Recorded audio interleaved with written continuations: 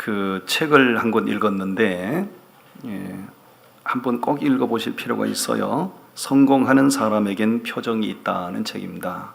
이분은 표정 연구가입니다. 표정 연구가 철저한 크리스찬이기도 하고요. 정연아 대표라고요.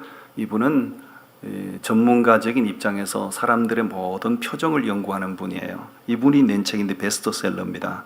성공하는 사람에겐 표정이 있다.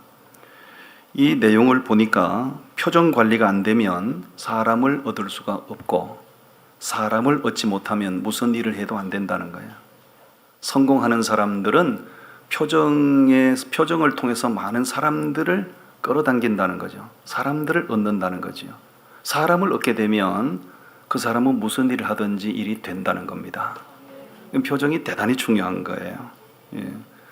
우리 교회가 부흥하기를 바라고 우리 교회가 더 성장하기를 바란다면 우리 교회 교인들이 표정이 잘 관리가 되셔야 됩니다. 그래서 이런 말이 있잖아요. 얼굴이 전도지다. 옆 사람 보고 얘기하면 당신의 얼굴이 전도지입니다. 그렇죠. 우리가 나가서 사람들에게 전도지 100장 1000장을 돌리는 것보다 내 얼굴 표정을 통해서 내 안에 계신 예수 그리스도가 증거된다면 그건 1000장 만장 전도지 돌리는 것보다 훨씬 더 효과적이죠. 우리 예수님의 행적을 쭉 이렇게 추적하다 보면 굉장히 많은 기사와 표적을 행하셨어요. 그런데 제일 먼저 예수님 행하신 기사와 표적의 장소와 내용이 있어요. 가나의 혼인잔치집에서 물로 포도주를 만든 사건을 행하셨어요. 왜 초상집이 아니고 잔치집에 가서 첫 표적을 행하셨을까요? 메시지가 있는 거예요. 예수 믿는 사람들이 모인 공동체, 예수 믿는 사람들이 모인 집단은 잔치집이어야 됩니다. 가끔 우리 교인들 가운데 보면 초상집에 문상 오신 분 같은 분들이 더러 많이 계세요. 특히 주일 1부 예배 때는 거의 문상 오신 분들 같아요. 2부 예배는 그래도 조금 더 표정이 많이 밝으시고 오후 예배가 되면 조금 더 많이 밝아지시고 그렇습니다. 여러분, 이 정연아 대표가 두 번째 베스트셀러를 냈던데 행복한 크리스찬에겐 표정이 있다. 행복한 크리스찬에게는 표정이 있다. 이 말은 내 안에 예수 믿어 구원받고 내 안에 예수 믿어 기쁨이 있으면 표정을 통해서 그것이 증거되어야 된다는 거죠. 아멘. 오늘 제가 말씀을 준비했는데 이런 기쁨이 있나요? 내 안에도 여러분 안에도 이런 기쁨이 있는지 우리 스스로 한번 자문자답해 보기를 바라고, 제가 오늘 말씀 전하는 이 세 가지인데 두 가지는 현재 있어야 되는 기쁨이고요, 한 가지는 앞으로 우리가 미래에 있을 기쁨이에요. 첫 번째 소개합니다. 우리 예수 믿는 사람들 가운데는 뭐니 해도 구원받은 기쁨, 구원받은 즐거움이 있어야 됩니다. 아멘. 오늘 본문 말씀에서 그걸 확인할 수가 있는 거지요. 우리 17절을 같이 읽어봅니다. 17절 시작. 70인이 기뻐하며 돌아와 이르되 주여 주의 이름이면 귀신들도 우리에게 항복하더이다. 예수님께서 12제자를 둘씩 전도 여행을 내보내실 때, 그리고 70인의 제자들을 전도 여행을 내보내실 때 귀신을 제어하는 능력, 병을 고치는 권능을 주어서 내보내셨거든요. 그 능력을 가지고 나가서 사역을 하다 보니 예수 이름으로 선포하면 귀신이 막 떠나가는 거죠. 제자들이 막 그걸 본 거예요. 체험한 거예요. 얼마나 익사이팅하고 얼마나 놀라웠겠어요. 여러분, 귀신을 제어한다는 거, 귀신을 쫓아낸다는 거, 이거 만만치 않습니다. 제가 부교역자 시절에 18살 된 여학생이 귀신이 들렸는데요, 제가 감당이 안 돼요. 제 혼자 감당이 통제가 안 되니까 담임 목사님까지 둘이 붙어서, 장정이잖아요. 그때 제가 30대 아니니까 장정이 둘이 붙어서 통제를 하는데 통제가 안 되는 거예요. 귀신의 능력은 엄청납니다. 그 연약한 자매가 나를 그냥 밀쳐버리고 내가 저기 나가서 떨어지는 거예요. 그때 저는 체험을 해서 귀신의 능력은 대단하다는 거예요. 그런데 이 제자들이 나가서 예수 이름으로 선포할 때 귀신이 막 소리 지르고 떠나가는 거죠. 귀신이 막 항복하는 거죠. 얼마나 이 제자들이 기쁨이 충만했을까요? 그리고 돌아와서 예수님께 보고하는 거예요. 주님, 우리가 나사에 가는데 귀신이 막 항복하던데요. 엄청난 일이 일어났어요. 보고하는 거지요. 그 보고를 들으신 주님께서 뭐라고 말씀하시지요? 20절 말씀을 우리 같이 읽어봅니다. 20절 말씀 시작. 그러나 귀신들이 너희에게 항복하는 것으로 기뻐하지 말고 너희 이름이 하늘에 기록된 것으로 기뻐하라 하시니라. 아멘. 너희들 나가서 예수 이름으로 내 이름으로 외치니 귀신이 항복하던가? 너희들이 나가서 내 이름으로 기도할 때 병자가 낫던가? 굉장한 일이야. 그런데 그것 때문에 기뻐할 것이 아니라 그것보다 근본적으로 기뻐해야 될 일이 있는데 너희 이름이 예수 믿어 구원받고 너희 이름이 하늘 생명책에 기록된 것, 그건 더 큰 기쁨이야. 구원받은 기쁨이 크다 그 얘기입니다. 여러분, 세상 사람들은 얘기를 하다 보면 나는 이런 것이 기뻐요, 나는 이것 때문에 기뻐요 하는 사람들이 많아요. 근데 내가 예수를 인격적으로 만나고 내 안에 구원의 기쁨, 구원의 확신이 딱 생기는 순간 그동안에 내가 자랑했던 거 다 허접한 거고요. 내가 기뻐했던 거 다 그거 시시한 거고요. 구원받은 기쁨하고는 비교할 수가 없는 거예요. 아멘. 한국의 슈바이처로 불렸던 분이 계십니다. 그분이 장기려 박사님이세요. 이분이 이북에서 내려오셔서 부산을 거점으로 평생을 가난한 사람들을 위해서 인수를 베풀었던 분 아닌가요? 그래서 한국의 슈바이처라고 불렀잖아요. 이분이 나이가 80세가 됐을 때 그 지인들이, 이분은 북한에 아내를 두고 내려오셨기 때문에 평생 남한에서 독신으로 지내셨어요. 북한에 내 아내가 있는데 내가 여기 어떻게 다시 결혼하나. 평생 독신으로 지내시면서 가난한 사람들을 위해서 인수를 펼치셨거든요. 나이 80세가 됐을 때 그의 제자들이 잔치를 베풀어 드렸죠. 80세의 잔치상을 받으시면서 장기려 박사님이 고백처럼 하신 말씀이 있어요.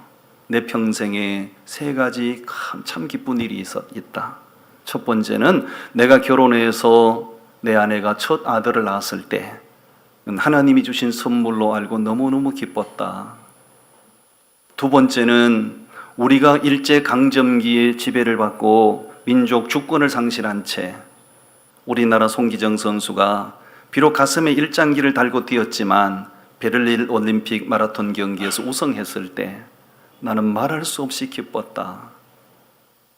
그런데 그 두 가지도 기쁘지만 내 인생에 더 큰 기쁨이 있었다. 나 같은 죄인이 예수 믿어 구원받은 기쁨은 이루 말할 수 없다. 할렐루야. 예수님을 믿고 구원받았는데 구원받은 기쁨하고 우리가 다른 기쁨을 비교할 수가 없는 거지요. 그러면서 장기려 박사님이 이런 말씀을 하셨어요. 죄 사함 받았다는 확신과 구원받았다는 기쁨이 있어야 진정한 그리스도인이다. 내 안에도 여러분 안에도 내가 구원받았다는, 죄 사함 받았다는 구원의 기쁨이 있으신가요? 사람들은 돈 때문에 기뻐하고 사람들은 명예 때문에 기뻐하기도 하고 사람들은 자신이 목적했던 걸 성취한 것 때문에 기뻐하기도 하지만 내가 죄인된 내가 구원받은 확신이 들어오는 순간 그 기쁨과는 비교할 수가 없는 것이에요. 예수 믿는 사람들이 핍박을 받고 신앙생활 때문에 저항에 부딪히면서도 당당한 이유가 뭡니까? 예수 믿는 사람들이 비록 세상적으로 출세하지 못해도 자존감이 높은 이유가 뭔가요? 우리 안에 죄사함 받았다는 확신 때문에 그런 거 아닌가요? 내가 예수 믿고 구원받아서 하나님의 자녀가 됐다는 그 확신 때문에 우리는 어디 가도 당당하고 가진 것이 변변찮아도 우리는 기쁘고 구원받은 기쁨만큼 더 큰 일은 없는 거예요. 어떤 학생이 노력해서 자기가 목표한 학교에 입학시험을 합격하면 대단히 기쁜 거죠. 내가 원하는 그 멋진 회사에 입사시험을 치렀는데 입사시험에 합격하면 너무 기쁜 거지요. 내가 사법고시를 목표로 해서 노력했는데 사법고시에 합격하면 너무 기쁜 거지요. 그 목표가 성취되는 기쁨은 정말 커요. 그러나 죄 사함 받고 내 이름이 하늘 생명책에 기록된 그 기쁨과는 비교가 안 되는 겁니다. 아멘. 구원받은 기쁨이 제 안에도 충만하기를 바라고 여러분 안에도 구원의 기쁨이 충만하기를 바랍니다. 아멘. 그런데 얼굴이 표정이 왜 그래요? 표정 연구가의 말을 들으셔야 된다니까요. 표정 관리가 안 되면 사람 얻지 못해요. 사람 얻지 못하면 뭘 해도 안 돼요. 표정 관리가 되면 사람이 따라옵니다. 아멘. 구원받은 기쁨으로 자존감을 가지시고 당당하게 그렇게 인생을 살아가시기를 바랍니다. 아멘. 두 번째 우리 안에 있어야 될 기쁨이 있어요. 그건 뭐냐면 영혼 전도의 기쁨입니다. 영혼 전도의 기쁨. 누가복음 15장에서 우리가 말씀을 봅니다. 누가복음 15장 3절에서 7절까지 말씀입니다. 3절과 4절을 우리 함께 읽어봅니다. 시작. 예수께서 그들에게 이 비유로 이르시되 너희 중에 어떤 사람이 양 100마리가 있는데 그 중에 하나를 잃으면 99마리를 들에 두고 그 잃은 것을 찾아내기까지 찾아다니지 아니하겠는가. 예. 양이 100마리가 있었는데 저녁에 우리 간으로 집어넣기 위해서 양을 한 마리씩 카운트를 하는데 99마리가 있는데 한 마리가 없어진 거죠. 한 마리가 없어졌다는 사실을 확인하는 순간 주인의 머리가 복잡해지기 시작하는 거죠. 혹시 이리떼에게 잡혀갔을까? 혹시 사자의 먹이가 됐을까? 그럼 여기 99마리가 있으니 그냥 한 마리 정도는 그냥 그렇게 포기하고 그냥 99마리만 데리고 우리 간으로 들어가는가? 그렇지 않다는 거죠. 99마리를 두고 잃어버린 한 마리 양을 찾아서 나선다는 거죠. 잃어버린 양을 찾아다니는 것은 만만치 않습니다. 산을 몇 개를 넘을 수도 있는 거고 숲을 헤치고 다닐 수도 있는 거고 가시덤불을 헤치면서 찔리기도 하고 만만치 않는 일이죠. 그렇게 고생하다가 한 마리 양을 찾았어요. 그럼 어떻게 합니까? 5절과 6절을 우리 다 같이 읽어봅니다. 5절 6절 시작. 또 찾아낸 적 즐거워 어깨에 메고 집에 와서 그 벗과 이웃을 불러 모으고 말하되 나와 함께 즐기자. 나의 이런 양을 찾아내었노라 하리라. 예, 잃어버린 한 마리 양을 숲을 헤집고 산을 넘어 다니면서 찾았어요. 너무 기쁜 거죠. 그리고 집에 돌아와서 벗들을 불러 모으고 낮에 있었던 상황을 얘기하는 겁니다. 여보게, 오늘 내가 한 마리 양을 잃어버렸는데 이렇게 찾아다니 이 양을 찾았다고. 내가 너무 기쁘다고. 그래서 음식을 베풀고 서로 식사 자리를 만들었다 그 얘기. 이건 비유로 하신 말씀이에요.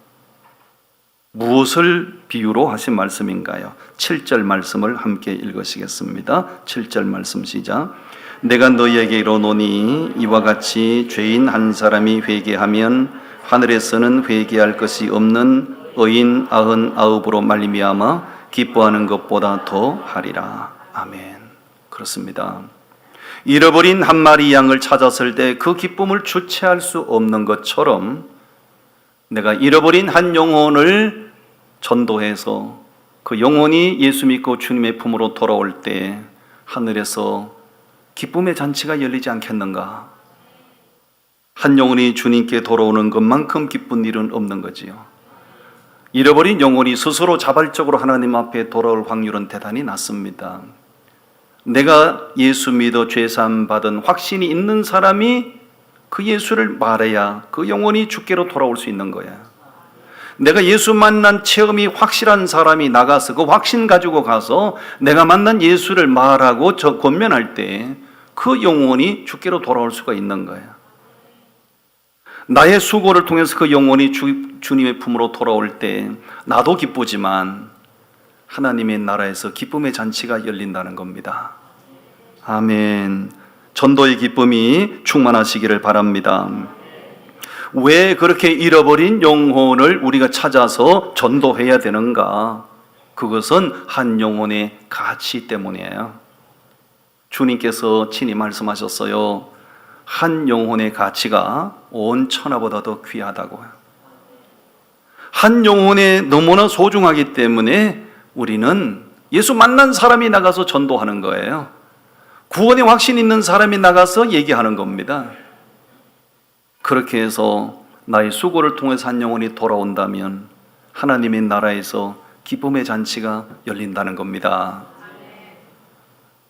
제가 TV 뉴스를 보다가 가슴이 막 요동을 치면서 나도 모르게 눈에서 눈물이 터진 뉴스가 있어요. 그게 뭐냐면 우리나라 전방에 가면 6.25 전쟁 때 전사한 전사자 유해 발굴 작업을 해요. 지금까지 굉장히 많은 유해 발굴을 했어요. 그래서 그 유해를 다 미군 전사자들인 줄 알고 미국으로 보냈는데 미국 국방성에서 DNA 조사 결과 이거는 미군 유해가 아니고 한국군 유해라는 사실이 밝혀졌어요. 그래서 두 차례에 걸쳐서 이제 그 유해를 태극기에 딱 덮어서 이렇게 수송기에 실어서 한국으로 모셔오는 행사가 있었어요. 그 연구소 하와이에 있거든요. 하와이에서 수송기에서 이제 59 유해 상자를 싣고 수송기가 쫙 날아오는 겁니다. 대한민국 영공의 비행기가 진입할 때 제11 전투비행단에서 F-16 전폭기 4대가 출격을 하더군요. 출격을 하면서 쫙 저렇게 호위를 하는 거예요. 저게 살아서 산 사람을 싣고 오는 게 아닙니다. 수십 년 전에 전쟁 치르다가 전사한 전사자 유고를 싣고 오는 거예요. 그러면서 11 전투비행단장이 멘토를 하더군요. 글씨가 혹시 보이시나요? 우리 같이 한번 읽어보실까요? 시작.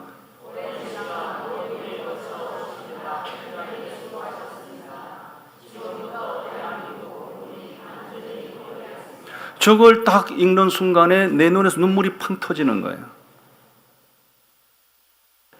이분들은 이런 영웅 대접을 받아 마땅한 사람들이라는 생각이 들고, 비록 죽어서 한 줌의 유골로 돌아오지만 이분들이 있었기에 오늘 내가 있는 거 아니겠는가?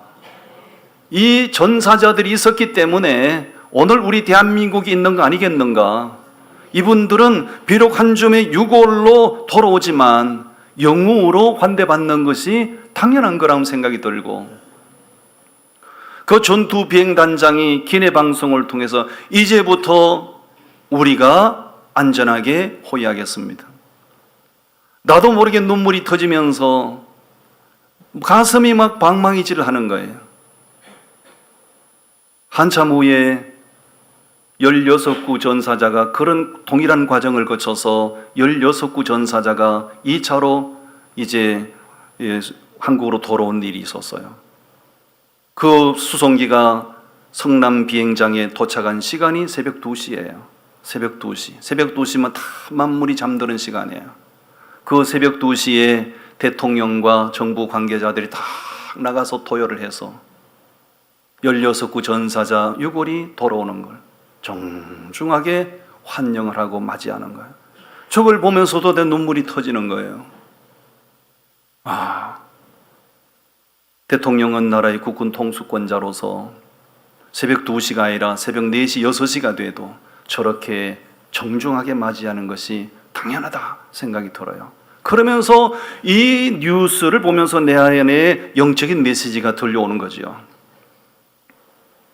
나라를 지키다가 전사한 사람들의 그 뼈조각 유골이 돌아오는 것도 이렇게 환대받을 일이고 이렇게 정중하게 영접할 일이라면 우리가 살아있는 사람에게 구원의 소식을 전하여 죄인된 그가 예수 믿고 구원받은 자로 주께로 돌아오면 천국에서는 저와 같은 환영식이 열리지 않겠는가? 아멘. 잃어버린 한 영혼을 찾으려고 우리는 오늘도 내일도 끊임없이 내 주변에 잃어버린 영혼을 찾아서 살피고 그분들에게 나를 구원하신 예수를 말하고 나를 구원하신 예수 그리스도를 담대하게 전거하는 이런 노력이 끊임이 없어야 될 줄로 믿습니다. 영혼 전도의 기쁨은 그거는 경험해 본 사람만 아는 거예요. 한 번도 영혼 전도를 해보지 못한 사람은 영혼 전도의 기쁨이 얼마나 대단한지 잘 모릅니다. 내가 예수 믿어 구원받은 확신이 있다면 빚진 자의 심정으로 함께 예수를 말하여 영혼 전도의 기쁨까지도 우리가 누릴 수 있게 되기를 바랍니다. 아멘. 마지막 세 번째는 앞으로 우리가 누릴 기쁨인데요. 그것은 주님 만날 기쁨, 다시 영광 중에 재림하시는 날, 그 주님 만날 기쁨이 우리에게 있어야 됩니다. 베드로전서 1장 6절 7절 말씀인데, 베드로전서 1장 6절과 7절 말씀을 우리 함께 읽으시겠습니다. 그러므로 너희가 이제 여러 가지 시험으로 말미암아 잠깐 근심하게 되지 않을 수 없으나 오히려 크게 기뻐하는도다. 너희 믿음의 확실함은 불로 연단하여도 없어질 금보다 더 귀하여 예수 그리스도께서 나타나실 때에 칭찬과 영광과 존귀를 얻게 할 것이니라. 아멘. 그 6절 말씀 끝에 보시면 오히려 크게 뭐 한다고 그러죠? 오히려 크게 기뻐한다. 내가 오히려 크게 기뻐한다고 고백하는 이 초대교회 성도들이 꽃길을 걸어가면서 이 말을 하는 게 아니었어요. 그 당시 예수 믿는다는 것 때문에 모든 사회적인 불이익을 다 당해야 했고, 예수 믿는다는 것 때문에 엄청난 저항과 엄청난 핍박을 받아야 했고, 그걸 다 몸으로 받아야 했던 사람들이에요. 고난의 현장 가운데 있는 이 사람들의 입에서 고백처럼 터진 말이 오히려 내가 크게 기뻐한다. 여러분, 시험 당하는 것, 고난 당하는 것, 그 기쁜 일 아닙니다. 혹시 시험 당해 보셨어요? 예수 믿는 것 때문에 고난 당해 보셨어요? 그 기쁜 일 아닙니다. 엄청 고통스러운 일이에요. 그런데 이 초대교회 성도들이 그런 엄청난 고난의 현장에 있으면서 내가 오히려 크게 기뻐한다. 왜요? 두 가지 이유 때문이라는 거예요. 첫 번째는 이 엄청난 고난을 통해서 내 믿음이 진짜 정금 같은 믿음으로 단련되니까 기뻐한다는 거예요. 할렐루야. 견디면 단련되는 거예요. 저항에 부딪히고 고난당할 때 넘어지면 끝이지만 견디면 믿음이 단련되고 견디면 믿음이 성숙하는 거예요. 그래서 기뻐한다는 거예요. 두 번째, 왜 기뻐한다는 거죠? 반드시 때가 되면 주님이 영광 중에 재림하실 것인데, 주님 재림하시는 그날 칭찬과 영광과 존귀를 얻는 것을 확신하니까. 아멘. 저는 우리 주님 재림하실 것을 한치의 의심도 없이 믿습니다. 저는 우리 주님이 빨리 오시기를 기도하는 사람입니다. 목회를 하다 보니 목회 사역이 참 만만치 않더군요. 한 사람이 수백 명의 성도들을 비율을 맞춰가면서 목회를 하려다 보니 머리도 빠지고 머리도 휘고, 40년 목회했는데 머리털이 이 정도로 보존된다는 건 참 하나님의 은혜 아니고는 불가능한 일이에요. 내일 모레가 목회 40년인데 40년 동안 목회하고도 머리가 이 정도 흰 거는 감지덕지지. 만만치 않습니다. 말씀하시는 분은 자기 혼자 말하는 거지만 말하는 사람, 듣는 사람은 수백 명의 말을 다 들어요. 어젯밤에는 제가 꼴딱 세우다시피 했네요. 내가 하는 일에 대하여 마치 교회를 말아먹는 것처럼 그렇게 선동을 하시고, 내가 어젯밤에는 정말 잠을 못 이루겠더라고요. 내가 이 성도들을 위하는 건데 왜 이렇게 성도들이 불필요한 오해를 하실까? 내가 우리 교회를 교회답게 해보자는 건데 왜 이렇게 선동에 가까운 오해를 하실까? 어제는 죽었던 친구들 다 나타났다, 꿈에. 내가 122명이 신학교 동기생들이 122명이 졸업을 했는데 살아있는 동기생들, 죽은 동기생까지 다 나타났어요. 어젯밤에 내가 힘들어하는 줄 알고 동기생들이 나타나가지고요 응원하는 거예요. 조 목사 걱정하지 마. 나는 주님 빨리 오시기를 바래요. 오늘 밤에 주님 오시면 좋겠어요. 오늘 밤에 개돈이야 타든지 말든지.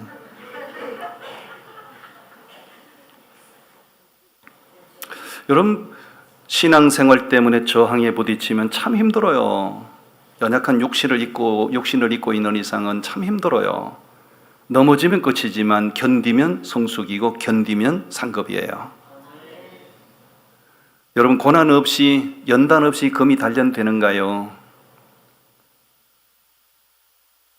단련되지 못하고는 순금이 나올 수 없어요. 우리 주님 재림하시는 날 칭찬과 영광과 존귀를 얻게 될 것을 바라고 인내하고 마음과 감정을 다스리고 그렇게 달려가기를 원하는 것이에요. 우리나라는 지금 종전 국가가 아니고 휴전 국가지요. 전쟁을 치르다가 서로 휴전하고 있는 거예요. 남북으로 분단된 이후에 이 이산 가족들은 꿈에도 소원하는 것이 이산 가족을 만나는 거예요. 그래서 지금까지 역대 정권을 거쳐오면서 지금까지 22차례 남북 이산 가족 상봉이 있었어요. 22차례. 이산 가족이 만나는 그 장면들을 신문지상을 통해서 TV 뉴스를 통해서 볼 때마다 눈물이 터지잖아요.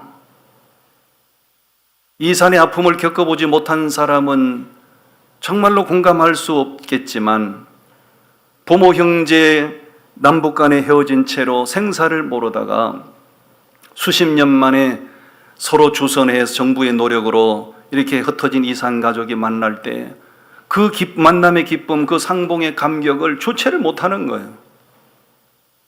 그래서 만나면 끌어안고 아버지, 어머니, 형아야, 동생아, 누나야, 동생아 그걸 보면서 막 가슴이 막 요동치면서 막 눈물이 터지는 거죠.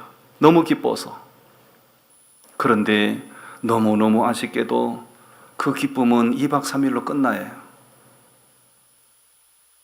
그 감격적인 순간을 맞이했는데 이틀 밤 자고 나면 또 다른 차원의 눈물이 쏟아지는 거예요. 이별의 눈물, 헤어짐의 눈물. 오늘 헤어지면 언제 또 만날 수 있을까? 오늘 헤어지면 다시 만날 수 있을까? 기약 없는 이별을 하면서 눈물샘이 터지는 거죠. 저는 이런 장면들을 보면서 내 안에 더욱더 주님 재림을 확신하게 됩니다. 우리 주님 재림하시는 날 주님은 신랑의 자격으로 오실 것이고 믿음 지키고 살고 있는 나는 신부의 자격으로 그 주님을 만나게 될 것입니다. 실향민들 이산 가족들은 감격적인 상봉을 했다가도 2박 3일 만에 다시 헤어지는 아픔을 겪어야 하지만 우리 주님 재림하시는 날 주님 만나게 되면 다시는 헤어짐이 없는, 이별의 아픔이 없는 영원한 안식, 영원한 기쁨을 누리게 될 겁니다. 아멘.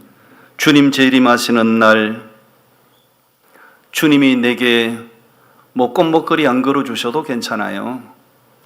주님 재림하시는 날 주님이 내게 한마디만 해주시면 될 것 같아요.